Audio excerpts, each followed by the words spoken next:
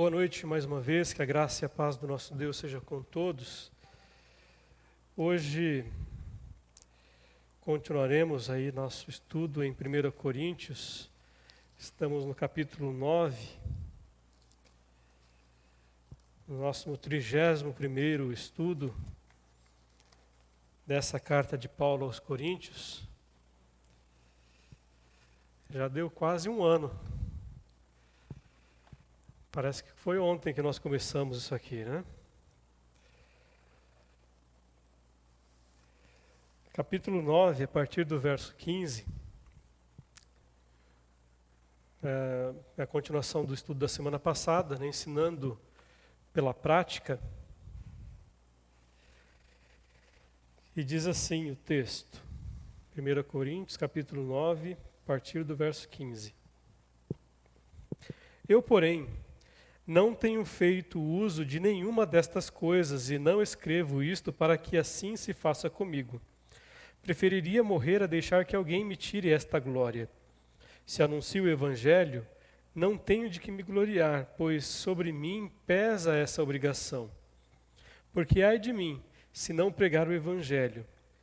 Se o faço de livre vontade, tenho recompensa, mas se o faço por obrigação, é porque uma responsabilidade me foi confiada. E nesse caso, qual é a minha recompensa? É que, anunciando o Evangelho, eu o apresente de graça para não me valer do direito que ele me dá. Porque sendo livre de todos, fiz-me escravo de todos, a fim de ganhar o maior número possível. Para com os judeus, fiz-me como judeu, a fim de ganhar os judeus. Para os que vivem sob o regime da lei, como se eu mesmo assim vivesse, para ganhar os que vivem debaixo da lei, embora eu não esteja debaixo da lei. Aos sem lei, como se eu mesmo o fosse, não estando sem lei para com Deus, mas debaixo da lei de Cristo, para ganhar os que vivem fora do regime da lei. Fiz-me fracos para os fracos, a fim de ganhar os fracos. Fiz-me tudo para com todos, a fim de, por todos os modos, salvar alguns. Tudo faço por causa do Evangelho, para ser também participante dele.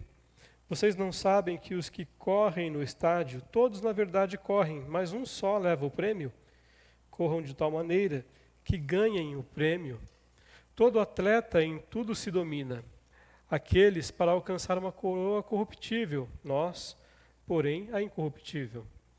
Assim corro também eu, não sem meta, assim luto, não como desferindo golpes no ar, mas esmurro o meu corpo e o reduzo à escravidão, para que, tendo pregado a outros, não venha eu mesmo a ser desqualificado ou desqualificado ou desclassificado, dependendo da versão que você tiver aí. Vamos orar mais uma vez? Pai, graças te damos por este alimento para a alma que acabamos de ler. Graças te damos, ó Deus, porque o Senhor tem cuidado de nós. Te pedimos, ó Pai, no nome de Jesus, que o Senhor venha falar ao nosso coração nesta noite, pelo teu Espírito Santo. Que a tua boa mão seja conosco, nos oriente, grave a tua palavra em nosso coração para não pecarmos contra o Senhor. E que o teu favor seja conosco. Em nome de Jesus. Amém.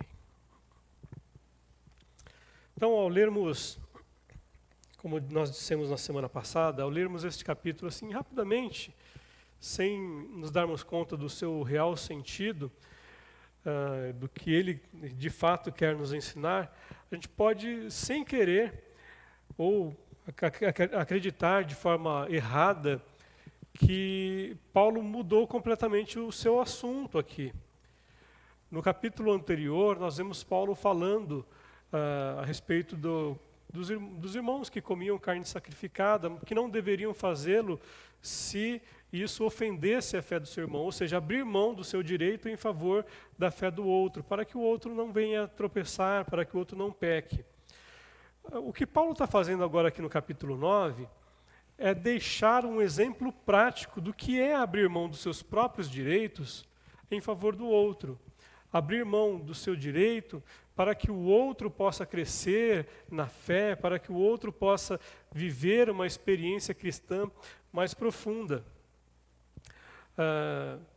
Então, Paulo ele quer abordar aqui justamente esse assunto, que eles possam realmente entender que muito melhor do que manter-se irredutível com relação aos seus direitos, é poder reafirmar, através do não exigir os seus próprios direitos, o quão maduro já é, ou já se é espiritualmente na fé, e assim pode, então, experimentar uma dimensão mais profunda da graça de Deus, do amor e do poder de Deus. Então, Paulo aqui, mais uma vez, ele quer evidenciar aos cristãos de Corinto este ensino, mas não apenas em palavras. Paulo quer demonstrar que ele próprio já vivia isso enquanto estava no meio deles. Paulo deixa bem claro aqui aos coríntios que a forma com que ele agiu quando esteve lá, diferentemente da forma que ele agiu em outros lugares, demonstraram o quanto Paulo abriu mão dos seus próprios direitos em favor dos cristãos de Corinto, em favor do Evangelho, para que a igreja pudesse avançar, o Evangelho de Cristo pudesse avançar ali naquela cidade tão corrompida pelo pecado. Uma cidade rica, materialmente falando, mas pobre espiritualmente. Então, Paulo mostra aqui para os cristãos de Corinto que aquilo que ele está falando ali, através daquela carta, ele viveu isso, ensinou isso de forma prática. Talvez os cristãos de Corinto não tenham se apercebido disso. Não tenham prestado atenção nisso. Mas enquanto ele esteve em Corinto, Paulo ensinou pela prática o que é abrir mão dos seus direitos em favor do outro. Para Paulo, essa deveria ser a premissa básica para todo cristão. Pensar no bem-estar do outro, no crescimento espiritual do outro, ainda que isso pudesse causar algum prejuízo para si próprio. Ainda que isso pudesse causar alguma dificuldade para os cristãos que entendiam que deveriam abrir mão do seu próprio direito. Então, a ideia é justamente essa. Tá? Para que o teu irmão não tropece, para que o teu irmão ele possa amadurecer na fé, você tiver que abrir mão de alguns direitos, você tiver que deixar de fazer algo que você se agrada, mesmo sabendo que aquilo em si não seja pecado, faça isso. Você não vai perder nada, pelo contrário, você só vai ganhar. Vai ganhar o quê? Um fortalecimento espiritual do seu irmão, para que ambos possam caminhar juntos e possam crescer cada vez mais na graça e no conhecimento de Deus. E isso é muito mais importante do que qualquer direito que nós possamos ter. Então, esse aqui é a ideia de Paulo. Mesmo que você imponha assim um alto custo, é melhor que você pague esse preço do que perder o seu irmão. No caso dele aqui em especial, nós podemos notar pelo texto que ele abre mão de muitos dos seus direitos como cristão, como apóstolo, até mesmo como pregador do Evangelho, pois ele entendia que quando ele exigisse esses direitos, tal exigência poderia tornar-se em obstáculo para a pregação do Evangelho, poderia impedir que o Evangelho avançasse da forma que deveria avançar ali naquela cidade, em especial por conta do alto grau de materialidade daquelas pessoas, né? O tanto que aquelas pessoas pensavam mais no aspecto financeiro e material, da riqueza financeira, do que na riqueza espiritual. Olha só a sabedoria de Paulo em tratar desse tema específico, né, em relação aos coríntios. Até porque, em outros lugares, Paulo não abriu mão desse direito, de ser sustentado pela igreja. Agora, em Corinto, em especial em Corinto, ele abre mão desse direito. Nos momentos em que ele passou por necessidade, ele foi trabalhar. Ele foi fazer tendas. Ele, juntamente com Áquila e Priscila, fizeram tendas. Trabalharam para conseguir o seu sustento. A hora que os recursos que eles tinham já trazidos de outros lugares acabaram, eles foram levantar recursos para o seu autossustento. Então, assim, continuando no tema que nós abordamos na semana passada, a partir do verso 15, Paulo mais uma vez reforça que, embora tendo todo o direito de lhes exigir os direitos como apóstolo, como pregador do evangelho, de ser sustentado por eles mediante a sua posição apostólica e como pregador da mensagem de Cristo, ele preferiu não exercer esse direito entre eles. Ele preferiu abrir mão disso, para que isso não servisse de escândalo para o evangelho.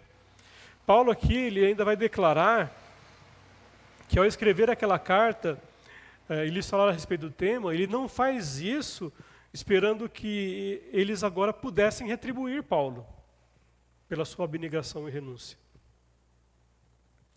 O real desejo de Paulo aqui era lhes dar o exemplo do quão importante e o quanto eles deveriam abrir mão dos seus direitos em prol do mais fraco, e assim, ao abrir mão do seu merecido sustento, isso era algo que lhe trazia uma glória e autorrealização, realização pessoal.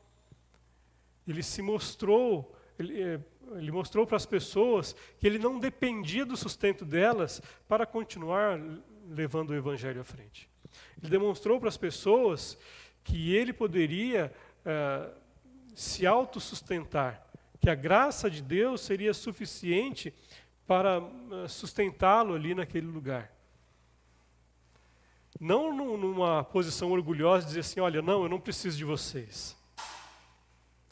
Mas, mais uma vez eu reforço, numa ideia de que, se isso pudesse causar algum empecilho para o evangelho, ele iria abrir mão disso. E ele entendeu que exigir esse sustento daqueles cristãos naquele momento, no momento em que ele esteve ali 1 ano e meio com os coríntios, poderia ser sim um problema.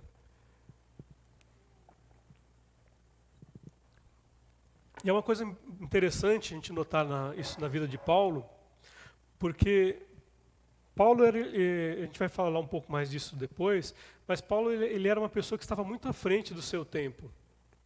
Tudo que nós aprendemos hoje de missões transculturais é baseado na experiência de Paulo, em grande parte.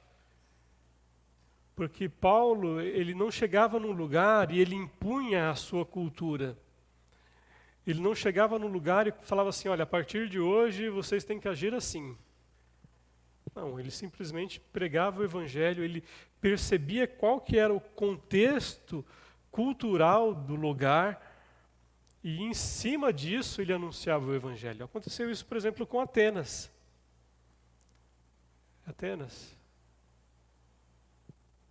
Se eu não estou enganado, é Atenas. Ele chega, ele vê ali os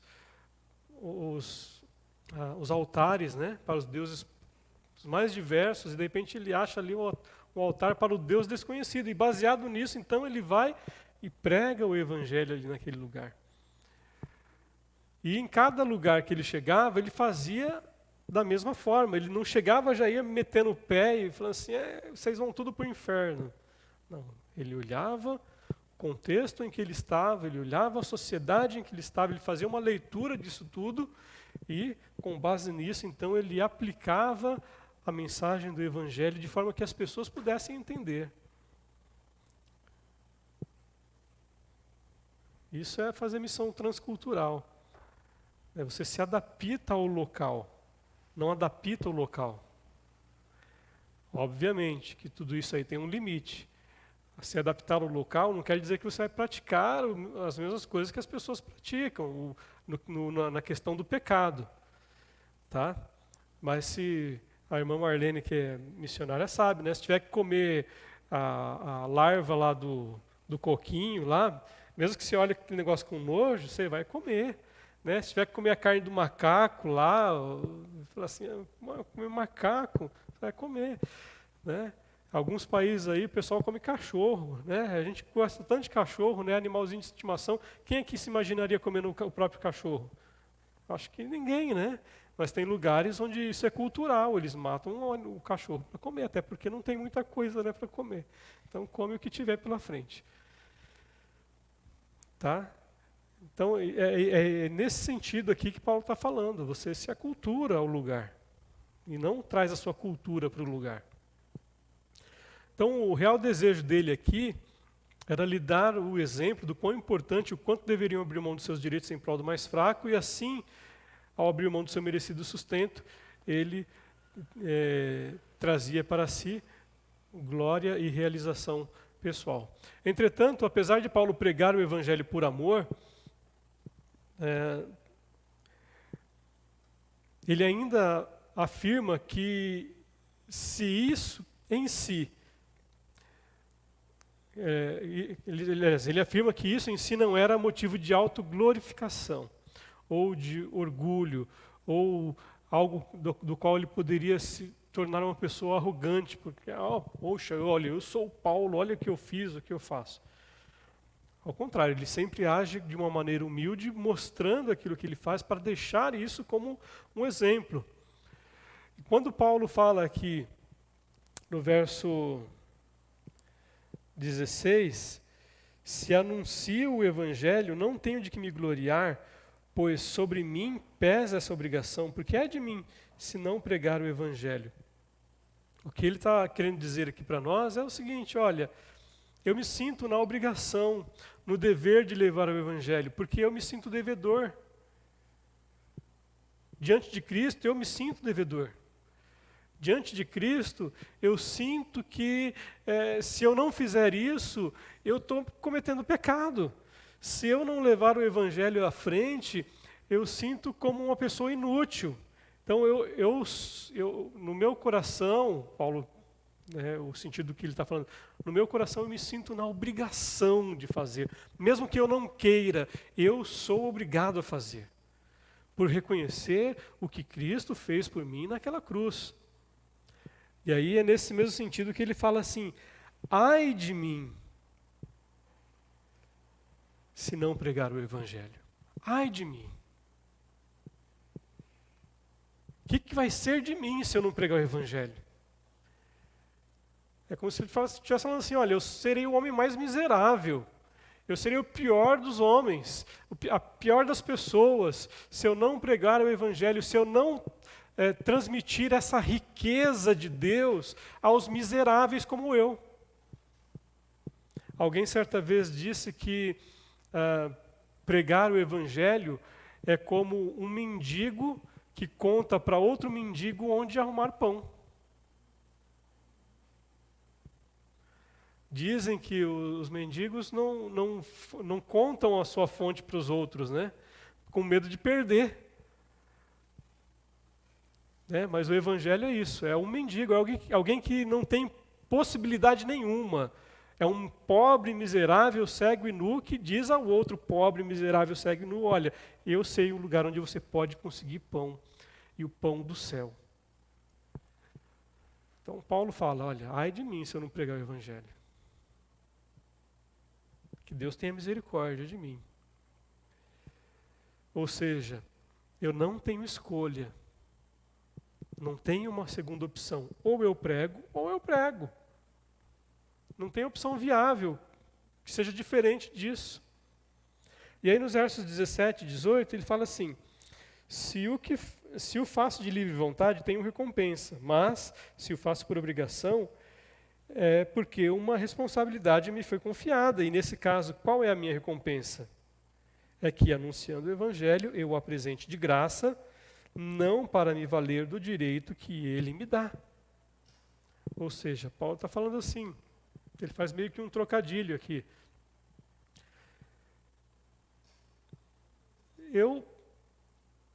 Se eu anuncio o evangelho de livre e espontânea vontade, eu mereço uma recompensa por causa disso. Agora, se eu faço por obrigação, eu estou fazendo porque eu sei que eu sou forçado a isso. Porque foi colocada uma responsabilidade, e uma pessoa uma pessoa responsável, né? Quando ela tem uma responsabilidade, ela faz, ainda que ela não goste de fazer aquilo. Todo mundo aqui tem alguma coisa que não gosta de fazer, não tem? Mas faz porque é obrigado a fazer. Não é assim?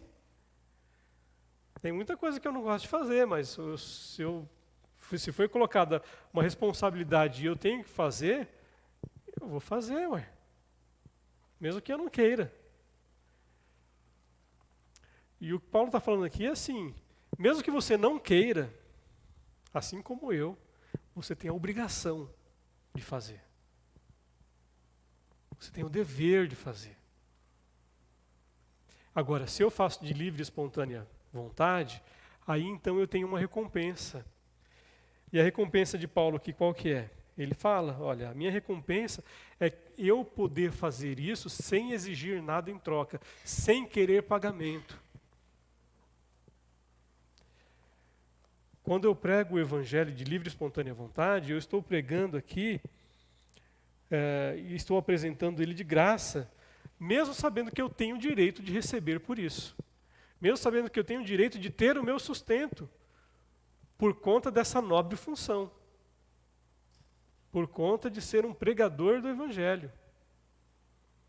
Então eu tenho esse direito, só que diante de vocês, cristãos de Corinto, eu estou abrindo mão desse direito para que o evangelho avance ainda mais. Quando eu estive entre vocês, eu fiz isso para que o evangelho pudesse avançar. Então, façam a parte de vocês. Abram mão dos seus direitos para que o outro também possa conhecer a graça de Deus, para que o outro possa crescer espiritualmente.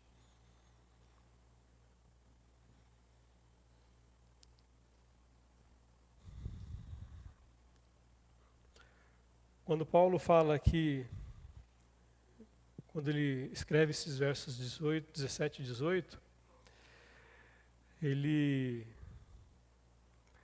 afirma que anuncia o evangelho de livre vontade a fim de que ele tivesse o direito a escolher a sua recompensa, que seria poder anunciá-lo sem exigir nada em troca, ou seja, sem a necessidade de requerer o seu direito a um salário ou qualquer outro sustento vindo dos cristãos de Corinto.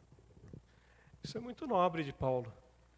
Mesmo sabendo que tinha direito, abrir mão do seu direito para que o evangelho pudesse avançar.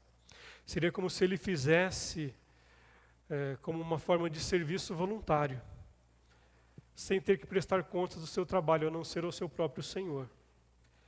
E se ele agisse de outra maneira, ele o faria como que por uma obrigação, por causa da responsabilidade que lhe fora confiado. Muito embora Paulo se sentisse obrigado, independente de qualquer forma, de qualquer coisa, independente dele trabalhar voluntariamente ali em Corinto, no seu coração ele também sentia-se na obrigação de pregar o evangelho, por causa da responsabilidade que foi confiada a ele.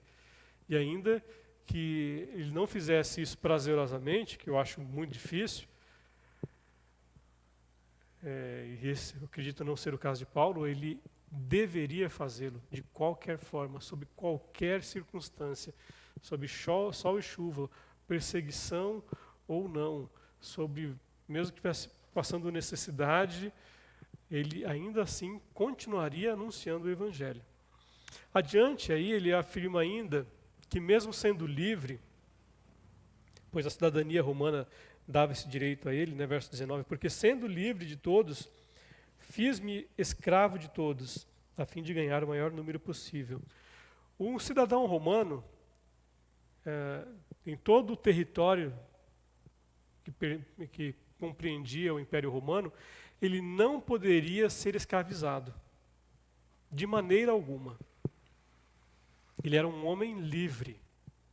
Qualquer pessoa de qualquer outra nacionalidade poderia ser um escravo de um cidadão romano, mas o cidadão romano em si, ele não poderia ser escravo de ninguém.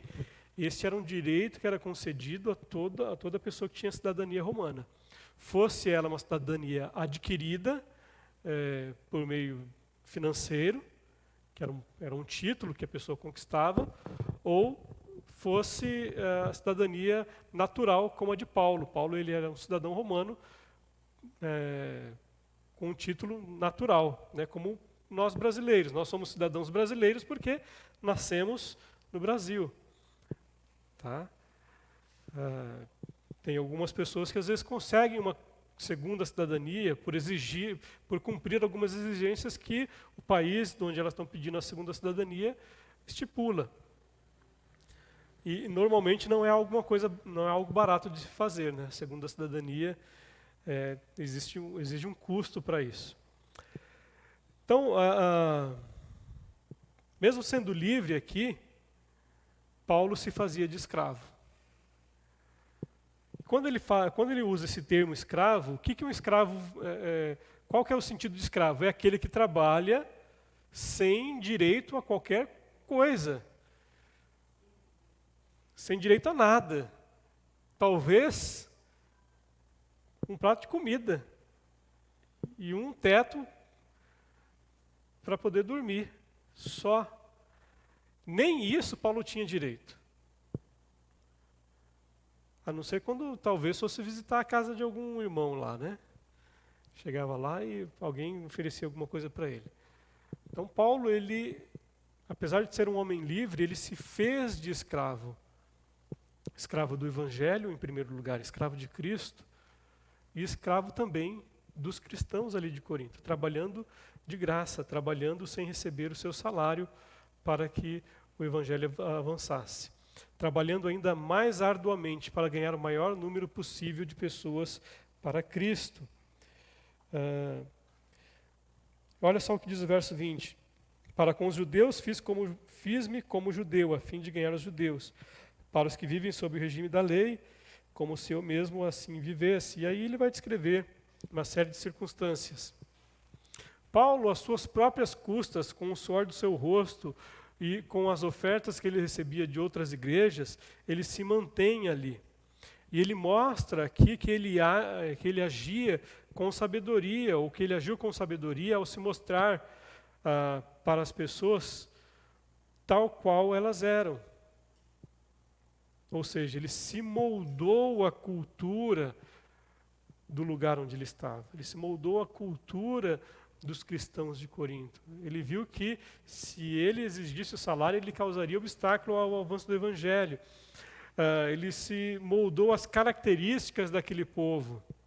O povo que pensava muito no dinheiro, sem, no entanto, se contaminar, se deixar corromper pelo pecado daquele povo. Ele procurava, mais uma vez aqui reforço, analisar a cultura e os costumes do local e agia de maneira que pudesse se adaptar ao modo de vida do outro, para criar empatia, criar uma porta que fosse aberta para que ali fosse falado a respeito do Evangelho. Paulo, ele agia também com tolerância aos costumes de cada pessoa, para contextualizar a mensagem do Evangelho à realidade da pessoa. Olha que sabedoria de Paulo aqui. Muitas vezes a gente acha que a gente tem que mudar o outro, né? Na nossa cabeça, a gente acha, olha, eu tenho que fazer com que o outro seja de tal forma, eu tenho que fazer com que o outro pense como eu penso. Não era o que o Paulo falava, não era a forma que Paulo fazia, não era a forma que Paulo agia. Não é à toa que Paulo foi o maior missionário, pelo menos da igreja primitiva. Anunciou o Evangelho nos mais remotos lugares possíveis. Ganhou milhares de pessoas para Cristo, porque ele entendia esse princípio. Ele contextualizava a mensagem da cruz a quem lhe ouvia, e assim podia lhes apresentar mais facilmente o Evangelho. Não o Evangelho que escraviza, mas o Evangelho que liberta. E assim podia, pela graça de Deus, salvar a todos quantos aceitassem e crescem no poder transformador do Evangelho. E aí entra aquela falha dele, né?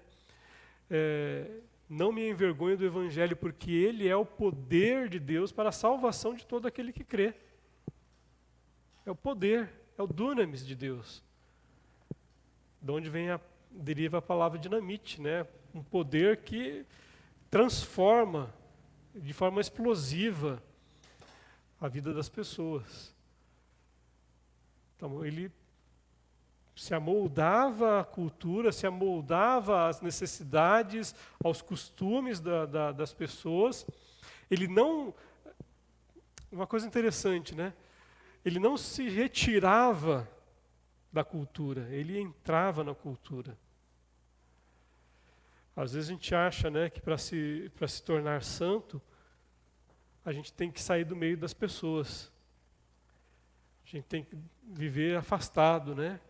Como aqueles monges que vivem lá no mosteiro, né? Eu vou ser santo, então eu vou lá para um monastério e ali eu vou me afastar do convívio das pessoas e aí eu vou ficar longe do pecado. Paulo faz exatamente o contrário. Ele vai lá para o meio do povo, lá onde o pessoal peca mesmo. Não é conivente com o pecado, mas está no meio deles ali para se mostrar diferente, para se mostrar uma luz no lugar onde ele está. E essa é a diferença que Paulo fazia. Paulo, com muita sabedoria e perspicácia, era um homem à frente do seu tempo, pois entendia que missões transculturais não consistiam em mudar o outro para torná-lo parecido com ele. E mais palatável o Evangelho, mas tornava o Evangelho palatável. Olha só, ele não tentava tornar o outro parecido com ele para tornar o Evangelho palatável ao outro, né? Ou seja, de forma que podia ser assimilada pelo outro, mas ele tornava o Evangelho palatável. Ele dava uma nova roupagem para o Evangelho, segundo a cultura daquelas pessoas, para que o Evangelho pudesse ser visto da maneira que o Evangelho precisava ser visto. De modo que o Evangelho se tornava acessível à compreensão das pessoas. Ser acessível e próximo à realidade das pessoas. O grande problema é que muitas vezes nós tornamos o Evangelho, ou a mensagem do Evangelho, algo muito distante da realidade das pessoas. Né? Nós colocamos o Evangelho assim num pedestal que muitas vezes parece ser inatingível para a grande maioria das pessoas. Oi? Exatamente. As pessoas ficam sem acesso. Qual que é a mensagem do Evangelho? Que a pessoa precisa se livrar de tudo para poder chegar a Cristo? Não. A mensagem do Evangelho é: creia no Senhor Jesus Cristo e será salvo. O resto é o poder de Deus que vai transformando. A pessoa quando ela recebe Jesus e quando ela recebe o Espírito Santo vai convencendo a pessoa de que certas práticas não são condizentes com um cristão. E essa é a diferença, porque não é aquilo que a gente faz ou fala que vai transformar a vida da pessoa, mas é aquilo que o Espírito Santo produz na vida da pessoa. Não adianta a gente levar o Evangelho para a pessoa e falar assim: a partir de hoje você não pode fazer isso, não pode fazer isso, não pode... Né? Dar uma listinha para a pessoa. Quem faz isso é o Espírito Santo. Obviamente que nós, muitas vezes como cristãos mais maduros, vamos trabalhando, né, na vida da pessoa para que a pessoa consiga ter uma compreensão melhor do Evangelho. É o que Paulo faz. Paulo, muitas vezes de forma até sutil, ele vai fazendo com que as pessoas enxerguem o que elas precisam mudar. Jesus Cristo mesmo, ele usa muito dessa prática, dessa dinâmica. Quando a mulher que foi apanhada em adultério é lançada ali diante de Jesus e os seus acusadores vão embora, o que Jesus fala para aquela mulher? Mulher, ninguém te condenou? Ela falou assim: não, Senhor, ninguém me condenou. Pois bem, eu também não te condeno. Né? Olha só, Jesus não chegou, não deu um sermão nela, falou assim, a partir de hoje, você era uma prostituta, você era uma adúltera, você fez isso e tal. Ele simplesmente falou assim, eu não te perdoo, eu não te condeno, vai e não peque mais. Né? Ou seja, tenha a sua vida transformada. Você teve uma nova chance, uma nova oportunidade. A pessoa é transformada a partir do contato com o Evangelho, a partir do contato com Jesus Cristo. E não através daquilo que a gente diz que a pessoa tem que fazer. Então ele sabia que deveria permitir-se ser moldado pela cultura para mostrar que o Evangelho se encaixa perfeitamente em cada cultura. E que é o próprio Evangelho que produz a transformação, promove a transformação gradual e progressiva do homem. A transformação gradual e progressiva da cultura e da sociedade como um todo. E assim, levando cada pessoa, cada participante da sociedade, daquela cultura, a participar da graça de Deus, juntamente com todos os demais. Paulo aqui, ele não media esforços quando o assunto era introduzir o Evangelho numa cultura. E aí ele fala, tudo faço por causa do Evangelho. Então Paulo, se ele tivesse que se fantasiar de palhaço, se Paulo tivesse que andar arrastando a perna, se tivesse que andar de gatinho, se tivesse que plantar bananeira, claro que eu estou exagerando um pouco aqui, né, irmãos? Mas o que ele precisasse fazer para que o Evangelho fosse anunciado, ele faria. É isso que ele fala, olha, eu, sendo judeu, né? Cidadão romano, ele fala, olha, eu me fiz de judeu, eu me fiz sujeito à lei, mesmo não estando sujeito à lei. Eu me fiz sem lei para aqueles que não conhecem a lei. Quando fala da lei, aqui está falando da lei do Antigo Testamento, tá? Não está falando do fora da lei lá, o sujeito que rouba, que mata. Não é isso. Está falando da pessoa que não conhece a lei de Deus como o judeu conhecia. Então ele vai falar, olha, eu me fiz de tudo, eu faço qualquer coisa. Se for para ver uma pessoa aceitando Jesus e ser transformada pelo poder do Evangelho, não tenho dificuldade nenhuma. É como se ele estivesse falando assim, os fins justificam os meios, é claro, guardados os limites éticos e morais, né? Paulo não ia fazer uma coisa que fosse imoral ou antiética ou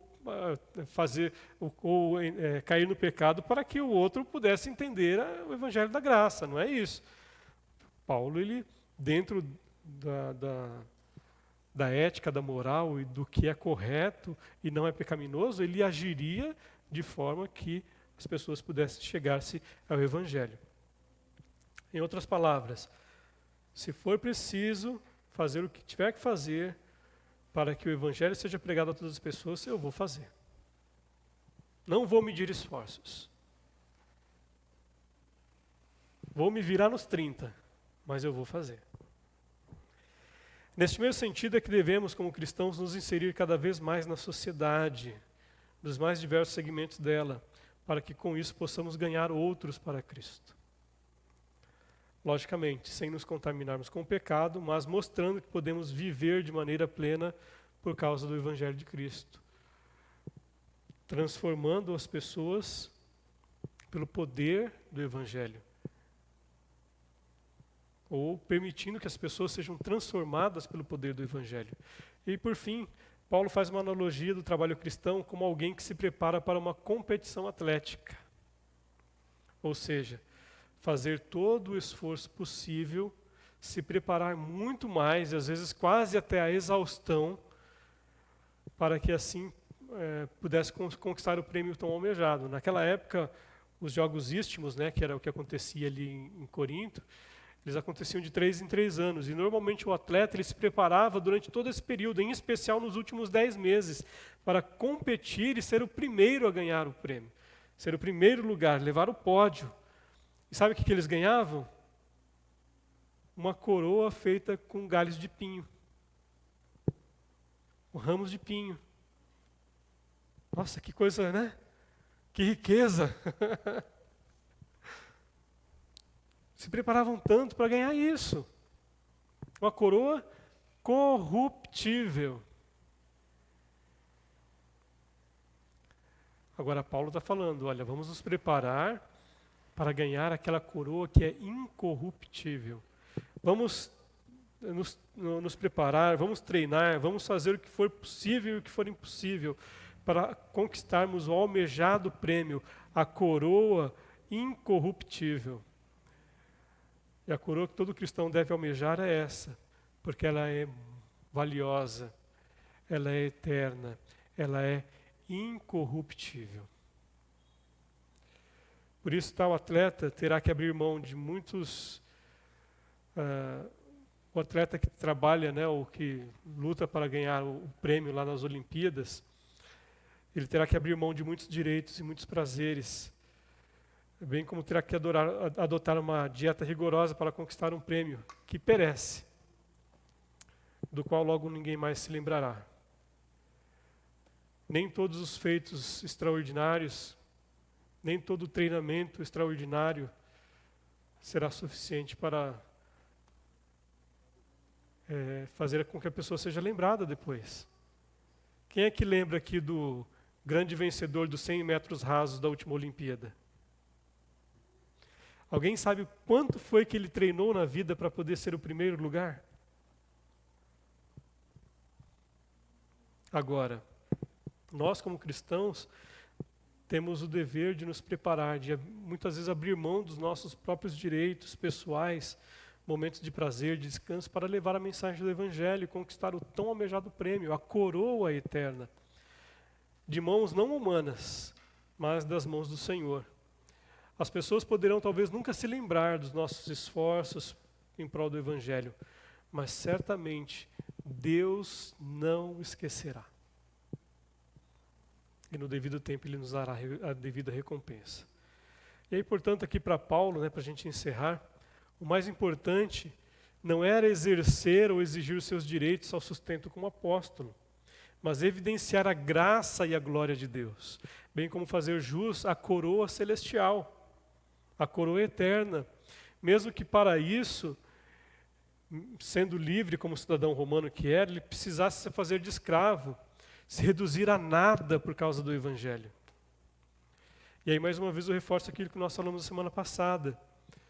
Devemos viver de modo que não nos tornemos pedra de tropeço no anúncio do Evangelho. Devemos viver a prática daquilo que nós ensinamos por meio das nossas palavras. Nossa prática deve ser um testemunho vivo do Evangelho de Cristo, de modo que possamos reafirmar tanto a nossa fé viva, como também reforçar a fé e o conhecimento bíblico e experiencial cristão do nosso irmão. Que possamos então, individualmente, nos capacitar no Senhor a trabalhar arduamente em prol do Evangelho, abrindo mão dos nossos direitos, se for necessário, para que Cristo seja evidenciado por meio da nossa vida e assim, quem sabe, podermos ganhar alguns para Cristo. Uma pessoa só que nós ganharmos já fará muita diferença. Uma pessoa. Porque a gente não sabe, através dessa única pessoa que nós ganharmos, quantas outras pessoas poderão ir para Cristo. Eu costumo falar sempre do exemplo daquela minha amiga Márcia, que esteve aqui uma vez, testemunhando, né, daquilo que Deus fez na vida dela através de mim. E ela uma vez falou para mim, olha, eu ganhei minha família toda para Jesus. Eu ganhei muitos amigos para Jesus. Irmãos, é aquilo que a palavra de Deus fala a respeito daquela semente, né? Que ela morreu ali, germinou, e ela produziu um para 100, um para 70, um para 30. A gente não sabe qual que é a produção que aquela semente vai gerar. Às vezes a gente pode olhar e falar assim, puxa, eu tenho falado tanto, mas as pessoas não têm ouvido. Mas alguém vai ouvir, e aquela semente vai germinar e ela vai produzir muito fruto. Paulo talvez no final da sua vida tenha falado assim, puxa, trabalhei tanto, me esforcei tanto, e não consigo ver o fruto do meu trabalho. Mas certamente ele está lá. Talvez nós estejamos aqui hoje fruto do trabalho de Paulo, há 2000 anos atrás.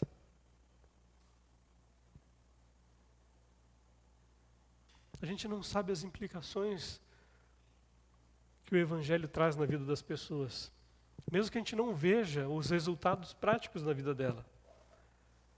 Pode ser que eles sejam resultados para toda a eternidade. A gente não pode desanimar.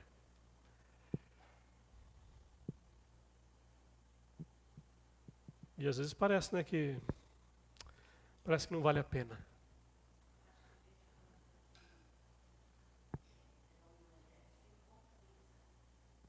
Sim. Claro que é bom a gente ver, né, o fruto. Uhum. Sim, a Márcia, por exemplo, foi uma pessoa que eu fiquei sabendo. Mas quantas outras pessoas que a gente passa pela vida delas e a gente não fica nem sabendo? Eu falo isso não é para a minha glória pessoal, né? Mas é para que os irmãos vejam isso como um dos exemplos daquilo que Deus pode fazer através de nós. A gente não sabe o impacto. A Márcia ainda me procurou, né? Falou assim, eu te procurei muitos e muitos anos para te falar isso. Mas talvez muitas das pessoas que a gente vai falar, a gente nunca fique sabendo que foram transformadas e o quantas pessoas elas ganharam para Jesus através daquilo que nós fizemos na vida delas. Simples assim. Tá bom? Então, continue aí anunciando o Evangelho. Ainda que você não veja o fruto do seu penoso trabalho, certamente Deus conhece cada sementinha que foi plantada e cada sementinha que germinou no coração de cada pessoa. Deus nos abençoe e até breve, para que o nome de Deus seja glorificado e continuemos então esforçando. Semana que vem nós vamos estudar 1 Coríntios capítulo 10. Então, leia aí o capítulo 10 de 1 Coríntios e vamos juntos aí aprender um pouco mais. Tá bom?